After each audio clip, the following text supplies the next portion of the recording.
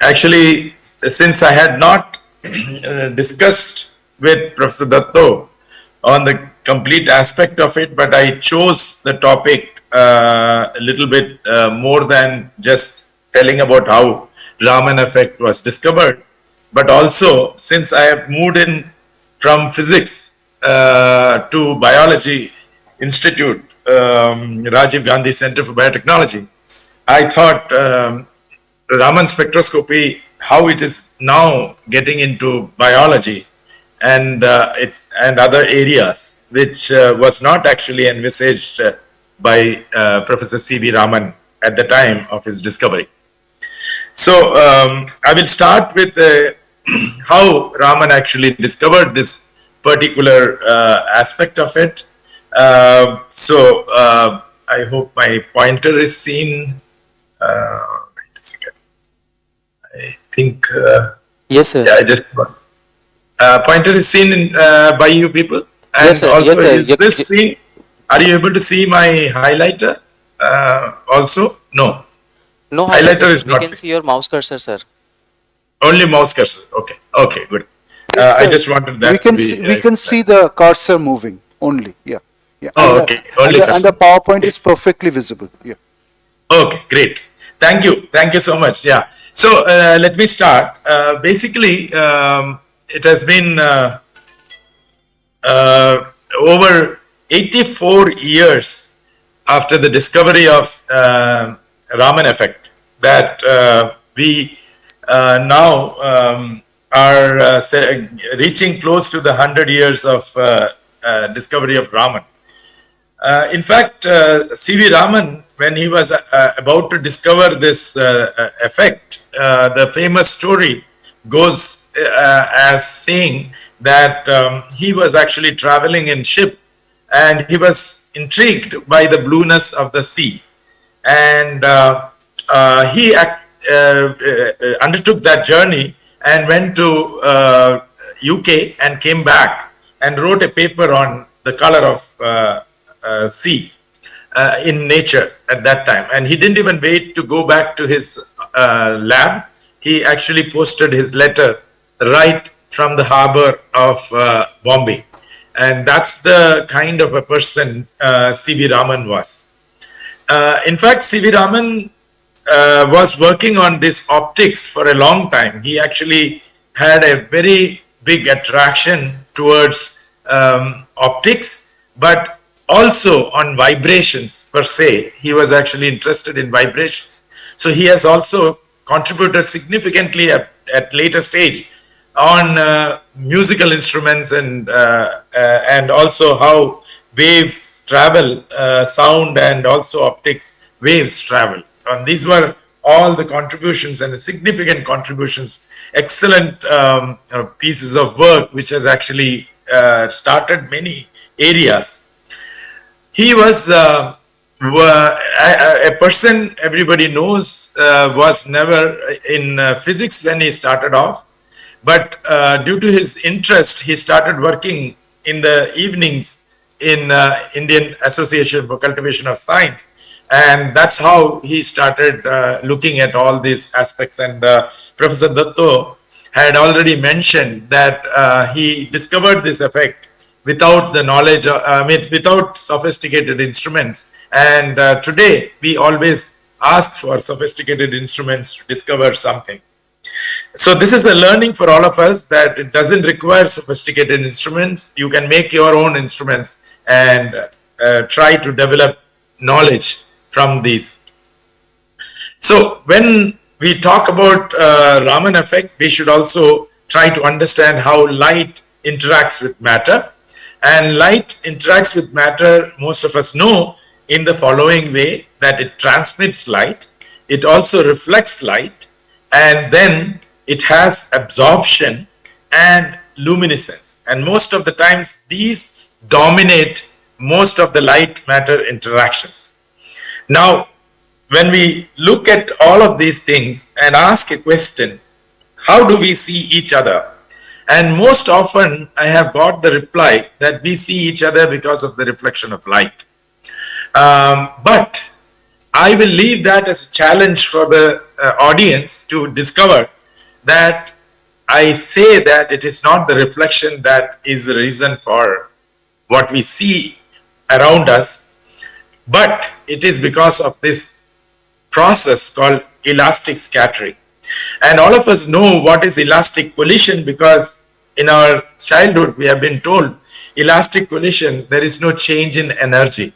And when it comes to light, elastic means no change in energy, hence no change in color, because color is related to the frequency, frequency is related to the light, and that's how we say that there is no change in color.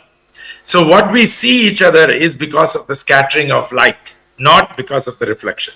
I will leave that as an assignment for people to actually discover how we can prove that it is scattering, which is reason for seeing each other. But it is also very interesting that Raman said there are some other light which is coming, which is called inelastic scattering of light.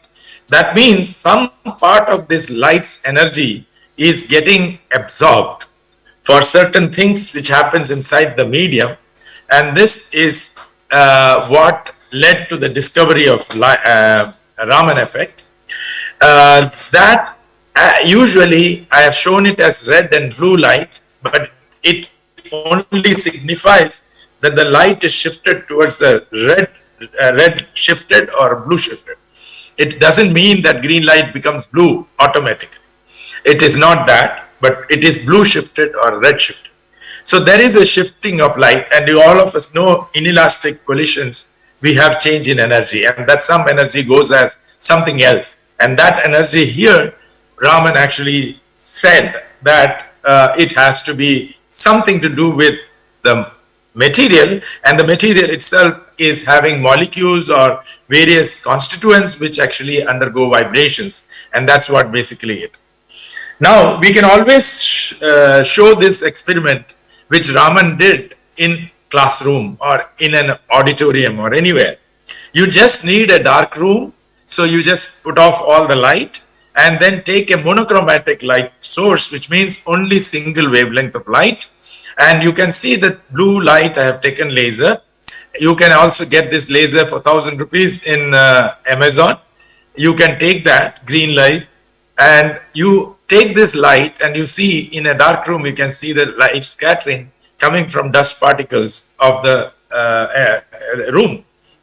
But also you can see a transparent liquid scatters light in all directions, and in all directions because the light passes straight, and you are actually having a light coming 90 degrees to you, and you are actually taking a photograph 90 degrees to your beam path. So this light is the scattered light, and you can see the intensity of this light is quite bright compared to the intensity of the scattered particles. And that itself says that the concentration of the material is very, very important to have. Now, most of you would say that why is this looking white? This is looking white because our detectors in the in your CCD detectors in your camera usually have three detectors. One is red, blue and green detectors, and if the light intensity is too large, the tail of the light will be also too large, and that means your red side and the blue side of the green are all actually equally illuminated, and that gets saturated. And when blue, green and red are equally intense, it gives you the white color, and that's what it is. It is, if I would have seen with my naked eye, it would look like blue. Now this is the elastic scattering. Now, I mentioned that there is inelastic scattering. So what do? I actually just filter out the blue light, which is exactly the wavelength of this light. And then, lo and behold, you see that there is no blue light coming from the dust particle, but you start seeing different colors coming from this liquid. And this is the inelastic scattered light. And whenever you have an light coming at different wavelengths of light, you usually know that you can use a prism to disperse them, and you can actually see the different composition of it. And that's exactly what Raman did. So he used a prism and he took in a light which is filtered to a monochromatic light source and then passes it through the solid solution, and then he filters out the blue light and takes all the light and collimates it and puts it onto the prism, and he disperses it and takes a photograph on a photographic plate. And now this is the first spectrometer which he used, which probably costs around, today you may cost around 1,000 rupees or so to make it, while he made it for about 100 or 150 rupees of his own money at that point of time. Not even 150 rupees or something like that at that point of time. And he made this, and he used this spectrometer to develop it, and it is available in Indian Association for Cultivation of Science. Now, what do I see in the photographic plate? This is the elastic scattering, and on either side, blue shifted and red shifted, I see lines, and these lines are related to the molecules which are present inside this material, which was an organic solvent which he used, and he published this result on 28th of February 1928, and that's how he got recognized. And immediately after that, he actually went on to get the Nobel Prize in 1930. Today, we can also make these Raman spectrometers very, very easily. If you take a light source from a diode laser, which is monochromatic, here it's a green laser, and you filter out to make it sure that it is monochromatic, pass it through any liquid or any solid, depending on what is the conditions it is, take a filter out the elastic scattering light, and then put a fiber and then take it out of this, and then you use gratings instead of a spectrometer, and you can immediately take a SLR camera and take a photograph. And what do you see? This is the elastic scattering, and this is the red shifted lights. I have not taken the blue shifted lights in this case. So you can see how different wavelengths of light appear in the photograph. And if I take computer and digitize this data, you can see at the point where there is no light, you will get very low counts of the intensity. And wherever the line is there, you start seeing the intensity. And depending on what is the intensity of the light, you can actually see that these intensities are reflected in your spectra. And this is basically what is a Raman spectra. And we are not interested in the elastic scattering. We are only interested in how much is this shift in the wavelength. And that's why in Raman, we always say Raman shift.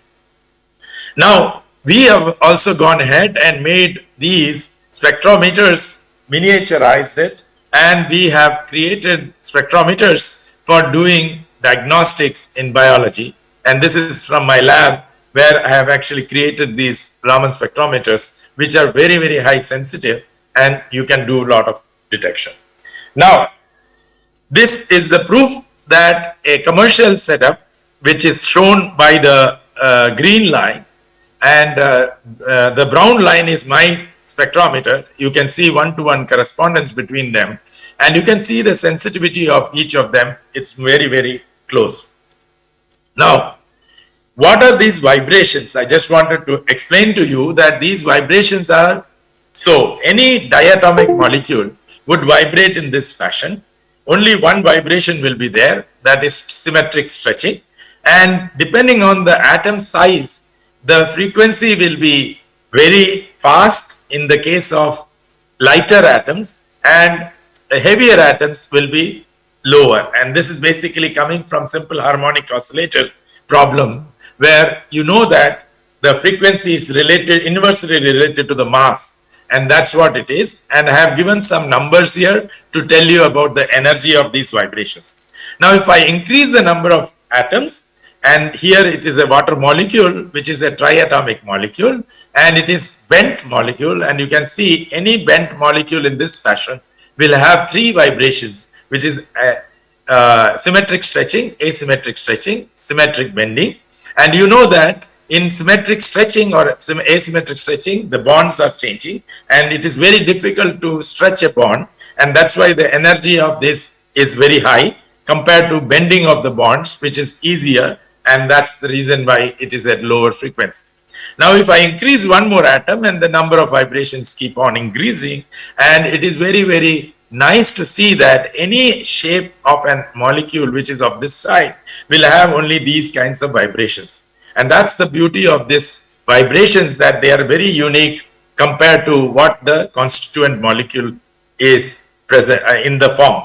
Similarly, I have increased the number of vibrations, and that vibrations increase, and you can see that there are symmetric stretching, asymmetric stretching, symmetric bending, and asymmetric bending, and the number of vibrations keep on increasing as the number of atoms increase. And that's the beauty, and that's like a fingerprint. And that's why if I can know this energy of the vibrations, I can actually identify the molecules without even touching them.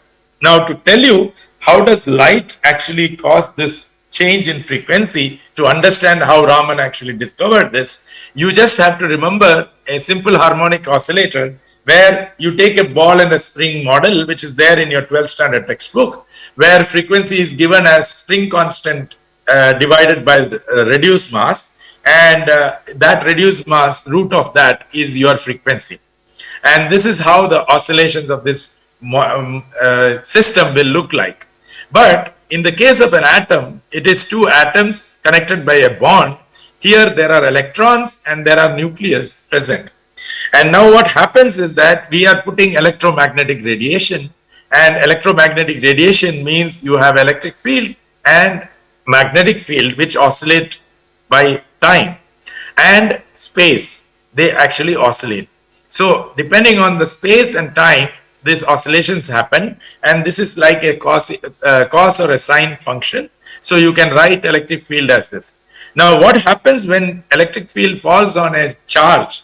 It separates charge. So momentarily there is a dipole created. So there is an induced polarization, and that induced polarization depends on the strength of this electric field, and there is a proportionality constant called the polarizability.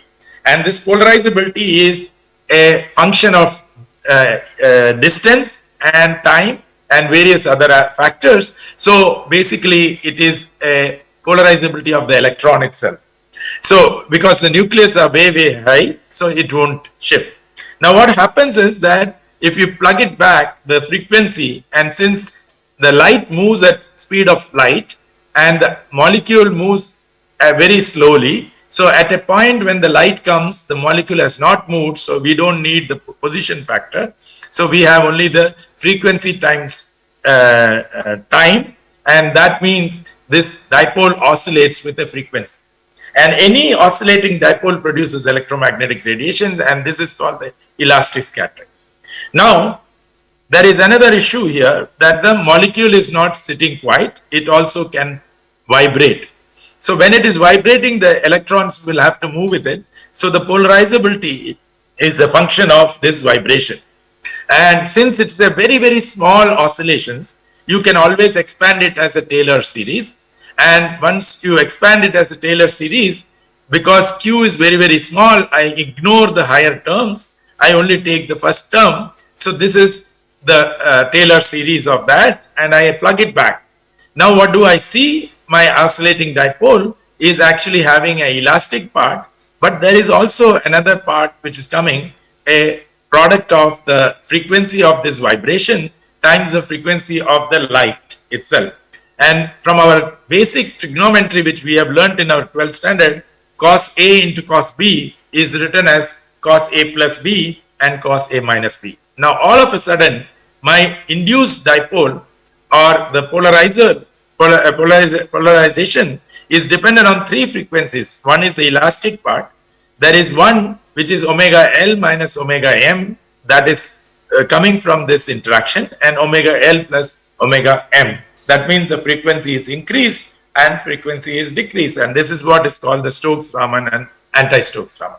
So all of a sudden, for every vibration, I start having basically two frequencies. One is in the blue shifted and another one is red shifted. So this is basically what Raman discovered, and this is what led to the Raman effect itself. So what we know now is that each of these shifted frequencies is associated with vibration of the molecule.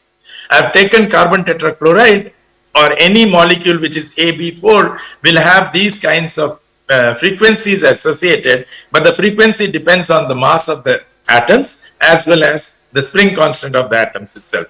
Now, when I actually look at it today, computers can actually simulate what kind of vibrations will be there. Here is the 4 vibrations. This is symmetric stretching, asymmetric stretching, symmetric bending, and asymmetric bending. So this is what any AB4 type of oscillations would look like.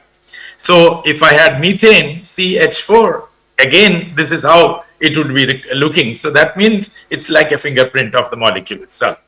Now I look at it very carefully. This frequency looks like it is not one. It should have been a single frequency, but it looks like there are multiple features. And whenever in spectroscopy we have this happening, then you can lower the temperature, and I lower the temperature to very, very low temperatures like helium, using liquid helium, then I can suddenly see that this frequency is divided into multiple frequencies. Now, why does it happen? This is because chlorine happens to have 2 types of isotopes. One is Cl35 and this is Cl37. Because of the 2 neutrons extra, the mass is different, and because of the mass, the frequency is different. And this is not a very small quantity. It is 3:1 abundance, relative abundance. That means 75% of the chlorine atoms are in 35 and 25% of the atoms. So 1 in 4 is always 37. So that means permutation combination is possible. I can have situation where all 4 of them will be chlorine 35, which will be a lighter atom. So it will happen to be at a higher frequency. Then I add 1 atom of chlorine 37, and that would be this frequency.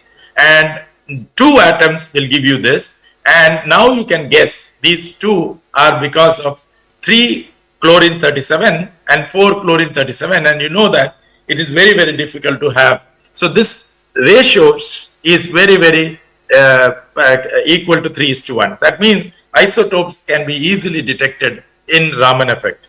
Very, very important. And this is very important for biology, where we have many complex things.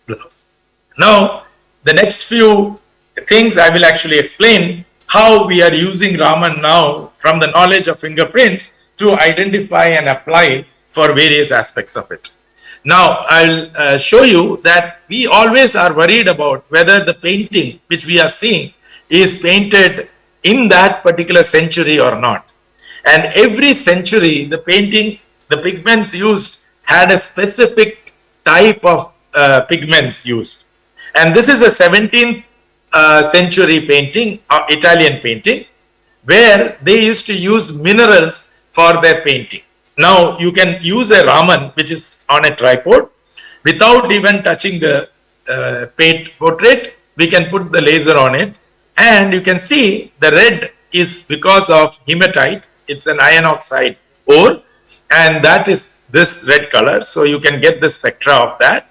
And white is because of the calcite mineral, which is given here. So you can get to know that this is there. Then carbon at that time was used from carbon black, and then you also used a blue color from copper carbonate. And these were the primary colors which were used, and you can immediately know that this is a 17th century painting. So today with Raman, a museum curator can actually easily identify the era of the painting or various other things from this Raman, and because there are portable Ramans which are coming now and people have started using it. So you can see the application is so vast that in identifying, and you know now that if you want to identify the Calcutta paintings are of real, sooner or later you will be finding a Raman spectrometer is going to be installed there, and mark my words, in a few years from now you will have that to identify all the paintings, whether they happen to be on that particular century or not. Now I come to a little bit on the biology. All of us know that we get heart attack, and heart attack is because of the block which happens in your arteries feeding the heart. Now, if you look at the artery, this is the open area where the blood flows, and this is the muscles which actually contract and push the liquid through the capillaries and arteries, and you have the normal cells around the arteries to protect the from rupturing. When you start getting old, you start having lipids getting deposited, and that's called the erythroma. And erythroma actually causes constriction of the flow of the blood, and it causes turbulence in the blood, and that's what is the problem if it ruptures. Now, if this ruptures, and you can see the dead cells, and the clot actually is present here, that blocks the flow of the blood, and that's how you start getting a heart attack. And this is what we want to understand, and people are actually trying to find ways to protect the arteries from collapsing. So today, a doctor would put a stent in this place to remove this block, and then you will actually be able to have a very good flow of the blood. But the problem is that there are different types of your lipids and present in your arteries, and some of them can be ruptured, some of them may not be ruptured, and that's what the doctor would like to know, whether you need to have an intervention or not. So this is what happens when you have deposition, the constriction happens, blood flow is affected. So we want to know whether the arteries are having any different types of plaques. Now you can see a normal artery gives you a Raman spectra like this. When you have lipids in it, cholesterol is high, you would have a slightly different Raman spectra. And if you have calcification because of the hydroxyperite, calcium hydroxyperite, then you actually are having these kinds of arteries. It is not a problem if you have calcification, because this will not peel off, while these dislodge themselves easily. So you want to know where you are putting the stent. Is it of this nature or that? Because you need not intervene if it is here and now. So today we are developing catheter-based Raman spectrometers so that you can actually get an insight into this.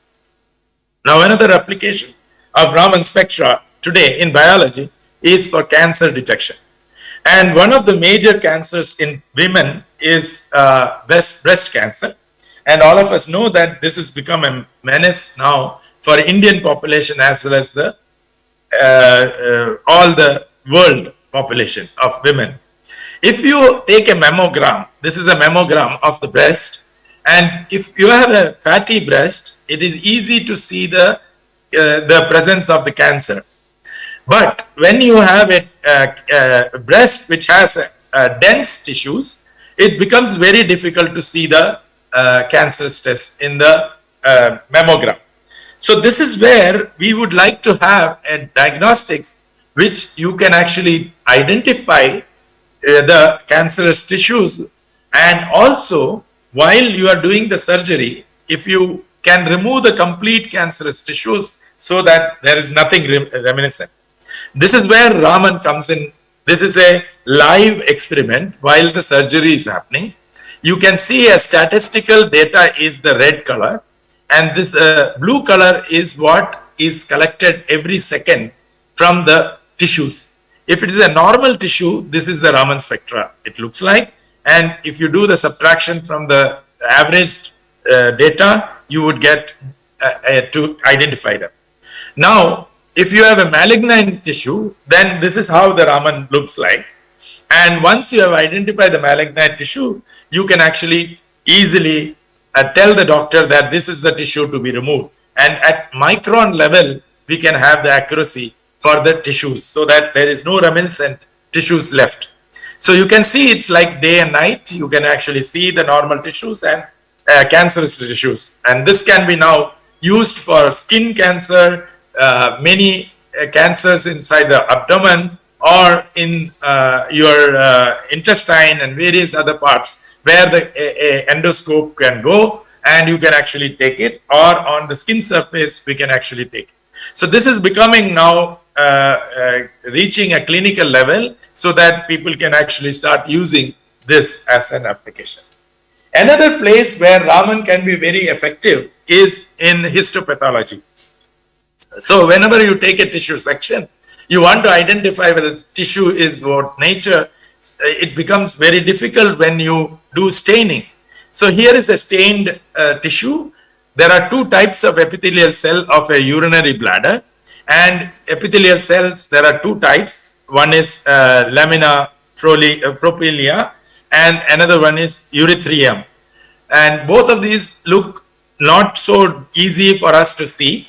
But if I actually use the Raman spectra of various components present in the epithelial cell, I can actually identify these two very, very easily. So you can do histopathology with Raman much more easily compared to the staining of the tissues in the system. Another place where Raman is very, very important is where you can actually use it in pharmacies, because there is a lot of problem with fake drugs. Now, the fake drugs actually are a menace, and we want to identify it, because whenever a drug is made, there is a specific composition which is present. And if I can identify the composition, I can be sure that this is not a fake drug. Here is a paracetamol where we do have 4 components in it. One is the aspirin. There is another one is paracetamol, caffeine, and cellulose. And the color is yellow is for cellulose, blue is for your caffeine, and green is for paracetamol, and red is for aspirin. And this combination is the drug for any fever medicine. So in particular industry will have a particular type of composition. So if I zoom in, then I can see the presence of all 4 components. And if I go further, I can see the presence of the cellulose in a particular concentration. And this ratio of the concentration will tell me that this particular drug is not fake, but an original drug. So it becomes easy for today pharmaceutical industries, and it's already reaching there. And already Raman spectrometers are being used for quality testing. And it doesn't even require you to take the pill out of the cover. So you can actually do the test online while the conveyor belt is taking the pills away from the manufacturer. Now, another aspect of Raman is imaging. Raman imaging is very, very easy. And we can do imaging at nanometer scale. So this is the beauty of it. And you can see here, electron microscopes can be used for imaging. I have taken carbon nanotubes. Carbon nanotubes are actually 10,000 times smaller than your human hair. And you can see this is seen very nicely. But in a microscope, you cannot identify whether these tubes are made up of carbon or many other things. You can also see this by atomic force microscopy. So you can actually image like a morphology of this tube, and you can see this tube. But you do not know what are present around it or whether the tube is impure or pure. The advantage is that Raman of the nanotube is in the red, and Raman of a carbon dust is a disordered carbon is green. Now if I map it, I can see that there is carbon dust present here, and this is the carbon nanotube, and this is your carbon dust present other places. So you can identify the purity of the system as well as identify where exactly this happens. So now Raman imaging can be done not only in material science, but also in the case of biology. And that has become very, very useful because you can identify tissues, you can actually identify various other things and map it at nanometer scales. You can actually do this. And that's the beauty of this Raman spectrometer now, today. Now, Raman has also become portable. You can see like a mobile phone, you can actually get the Raman spectra, and you can actually put on a glass slide, put it here, and you can identify it. So these are now available in the market. You can actually get these things done. You can identify various things because it is useful for not only for agricultural part, we can use it for medical, various other aspects of it. One of the problems we are facing is whether our food products are having pesticide residues or not. And this is a big challenge. And today, this is being attempted that you can actually take a Raman spectrometer where you incident onto the surface of a fruit, and you can get the Raman spectra to identify which pesticide residue is existing and whether it is safe to eat this. You can actually identify that. So this basically tells you how we can use it in multiple areas in both pharma and others. To just complete it, I just wanted to show you how I use Raman spectrometer in biology, and I've taken one example from the cataract surgery. So I was actually interacting with a cataract surgeon. He actually came with a problem, and my student, who is now a faculty at chemistry department of IIT Delhi, Soumik Siddhanto, he actually was working with me at that time as a student, and his problem was that when you do a cataract surgery, your lens is matured, and most of the people come when the lens is very, very densely mature. So it becomes very difficult for identifying the lens capsule, because you need to actually make an incision on the lens capsule to remove the lens material. And for this, they use a staining dye, which is called the Trypan blue. And this Trypan blue actually stains the epithelial cells, and this is present, and you would actually be able to identify the lens capsule, and you can do this capsulorhexis. And from this, you can identify, you can actually remove all the lens material and put your new lens inside. But the problem what they were seeing is that in certain cases, this lens capsule actually becomes less elastic, and it actually ruptures or causes some disorientation. Not in all cases. In certain cases, this happens. And so he was trying to identify whether this Trypan blue is doing something to this particular lens capsule's property. Now, what is a lens capsule? You know, G.N. Ramchandran was working on collagens, and it is made up of collagen, which is a beautiful protein, which is a triple helix. And this triple helix is actually formed in this fashion, which has a non-polar region and a polar region. And this hexamer is formed to form this network. And there are some sulfur linkages which actually cross-link this polymer. And once it is cross-linked, it looks like a fishing net. And you can equate it to a fishing net completely. And you know that light can pass through it, so it is collagen 4, which is present in larger quantity. But to complete the whole lens capsule, there are some small proteins which support this, which are present at the bottom of this collagen. And that is the one, the collagen gives the strength and elasticity to it. Now, all of us know that if the fishing net, if your braided part of it, then the nylon gets loosened, your fishing net loses its ability for elasticity. And also, if I start randomly connecting the net at multiple places, that is, I cause lot of linkages, then the net becomes very hard. So that is what happens. So it becomes very stiff. So these two things can happen if something is acting on it. So you can see how the fingerprinting is so nice, that a human lens capsule and a collagen 4 got from sigma Aldrich is more or less looking very much similar in spectra. That's the beauty of Raman spectra, that you can identify that it is predominantly formed by collagen 4. Now, what happens is that your collagen is having a secondary structure, which is alpha helix and beta sheets, and alpha helix predominantly, while if you have beta sheets and random coils, you actually have different secondary structures. The Raman of this is very, very important, that you are having the amino acids connected by a peptide bond, and this peptide bond is C double bond O NH, and that bond is having a vibration very unique, and this is called the amide 1, amide 2 and amide 3, and there are different vibrations associated with it. It is affected by the hydrogen bonding because of the secondary structure, and that's why it's very easy to identify what type of secondary structure exists by looking at the amide peaks. So here's the amide peak of the amide 1 peak of the collagen 4, and here is the human lens capsule, and I can see one-to-one correspondence between the secondary structures. So one peak is because of the alpha helix of the polar region. Another one is because of the non-polar region. So these two are identifiable. Now, when I put the Trypan blue, the dye is very, very strong. So it gives me a strong Raman signal.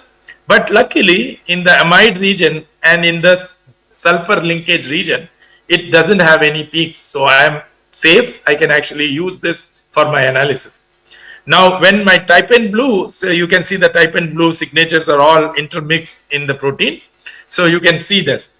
Now, when I look at it, what I immediately see is that when I put the Trypan blue, this is the normal lens capsule, and this is what happens. It shifts to a lower frequency, and it is actually producing a new peak around a lower frequency. That means it is opening up. That is, random coil is forming. So my alpha helixes are becoming loose. So what is Trypan blue doing? Trypan blue is actually making my braided system goes loose. So I can actually plot with the concentration of the Trypan blue. I can plot how the ordering of the alpha helix happens. So when it is very, very dilute, there is no effect on the structure of the collagen. While as you increase the strength of the Trypan blue, you start seeing that there is a reduction in the ordering. And most often, the doctors use a dilution of 0.012, that is 5 times dilution.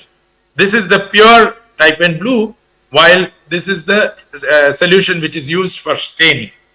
Now, another thing happens is that when you put light onto the Trypan blue, then Trypan blue produces nascent oxygen. And this nascent oxygen is the reason why this happens. Now, I have done this experiment with pure composition, and that is as is Trypan blue and 5 times dilution, and put different light times. This is immediately as soon as the Trypan blue is put. This is after 10 seconds of white light. This is after 30 seconds of light light. You can see when I use 5 time dilution, there is very limited change happening in your alpha helix. While if you use full concentration, it decreases very strongly to 60% of that. That means it opens up very fast. So that means the Trypan blue is indeed causing an effect onto the triple helix itself. That is, alpha helix are actually getting unwound. Now, to understand whether it causes any changes in the stiffness, there were experiments done by elastic measurements. You can see the stress-strain relationship. So you can see when the light is put, there is also change in the stiffness. And you can see a chemical which is used, glutaraldehyde, which actually causes random disulfide bonds. And that means it will cause stiffness. And what do we see when we put on a human eye this with the blue Trypan blue, and and we also put it with glutaraldehyde. In both the cases, we do see an increase in the disulfide bond. That means cross linkages are increasing, and that is what is happening. That if you allow this Trypan blue to remain onto this lens capsule for a longer time, the cross linkages will happen. That means the network becomes very, very tight, and that makes it very stiff. And this is what is the reason for the failure. So what did we come across here for the cataract surgeons? We said that you should not expose the lens capsule beyond 5 time dilution of the Trypan blue, and you should not have the white light fall on it more than 10 seconds. If that is the case, then you do not have any failure in your cataract surgery. And interestingly, by default, they require only 10 seconds to do. An expert cataract surgeon never requires more than 10 seconds, because after 10 seconds, he washes off all the Trypan blue. So there is nothing left for it to cross-link. And this is the reason why the failures are very less. But whenever you expose it for a longer time because of certain surgical difficulties, you actually end up with causing a change in the lens capsule and causing the failure. With that, I will come to, I think I've taken about 45 minutes now, and I will come to the end of my talk to say how Raman actually discovered this effect and how this Raman effect now is such a powerful tool to actually look at many things. I have done it in physics, I have done it in chemistry, now I am doing it in biology, and I have demonstrated how it is so effective in biology. I thank you for your attention, and I would be open for any questions.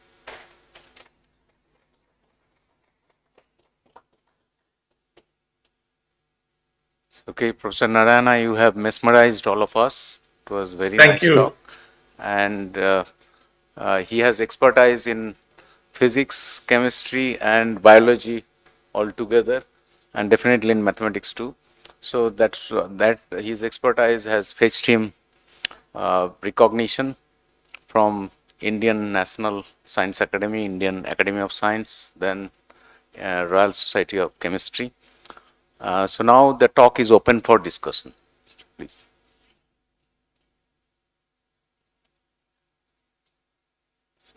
Anybody from online, any questions?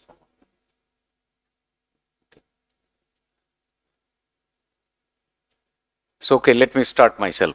Just I wanted to know when Professor Raman did the experiment, what triggered him to choose the material? Because you see that if you would have chosen a solid material, then it would have been very difficult to observe in those days, because there have been very broad spectra and it will overlap. He could not have identified the lines. And at the same time, if you would have chosen the, say, gaseous material, then there is no sufficient atoms to get the intensity enough. So he was right. He has chosen the material rightly, that organic and water. So, so how did he choose this material? This was really very striking. Very, very excellent question. Actually, you know the phenomena, so you would be able to understand it. The reason why he chose this was because of the fact that he wanted something which was transparent. He wanted a liquid which was transparent, and he also was always suspicious that there are certain impurities present in the material. So he wanted to use distillation method to actually make it purer and purer and purer. The history goes that K.S. Krishnan, when he was actually doing these experiments, he kept repeatedly coming and showing that he's getting some shifted lines. So Raman would say, no, no, I don't believe, because he never trusted chemistry. So he said, you have to purify it. So in this case, he wanted a liquid which was easily purifiable. Second, it was a transparent liquid, because he realized if you have a fluorescent material, then it will be a problem. So most of the materials which have certain properties will have fluorescence in it, and organic molecules are easy to distill.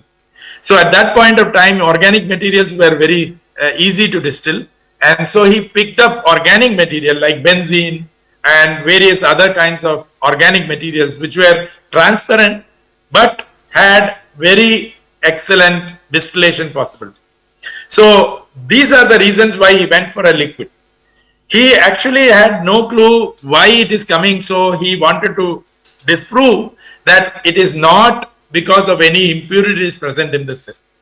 And that's how he made triple distillation of the organic materials to make sure that you had the purest form of the chemical present. So that's why he chose organic materials which are transparent, and we could actually easily do, because he was always doing light passing through the material, no absorption of the material. And that's why he chose transparent materials. So that's how he came to this organic molecules as well as trying to do with transparent materials. Okay. And I have another query that you showed in your presentation, that Raman spectroscopy is getting miniaturized, okay, miniaturized, yes, and field usable. So here one problem is that the spectrometer you have, because Raman intensity is very weak, 10 to the power minus 12. I mean, out of 10 to the 14 photon, you will get 1 photon is Raman shifted. So, so that's why miniaturization means you have to compromise with resolution, compromise with intensity. So is it that it's a resonant Raman that is used, or stimulated Raman you are using somewhere, or it is traditional Raman? Yeah, very, again, an excellent question. So most of the times when we are actually looking at these molecules, we are actually using SERS, surface enhanced Raman. So that glass slide has gold nano stars or nano particles plus silver nanoparticles which are actually present, and you are enhancing the Raman signal from that. Another thing what we have also seen when we are actually using these very focused Raman of the molecule, we have identified the regions of a particular spectra where there is no interfering peaks. So the resolution doesn't come into picture. We always have resolution removed from the picture because you have a peak which is isolated in that region. So many of the organic molecules which are like pesticides or various other kinds of things, they have a very specific peak which is present, which is isolated from others, and they can be distinguished. So multiplexing is possible. And the question of the intensity. Today, we can actually get very high throughput by reducing the size of the Raman spectrometer.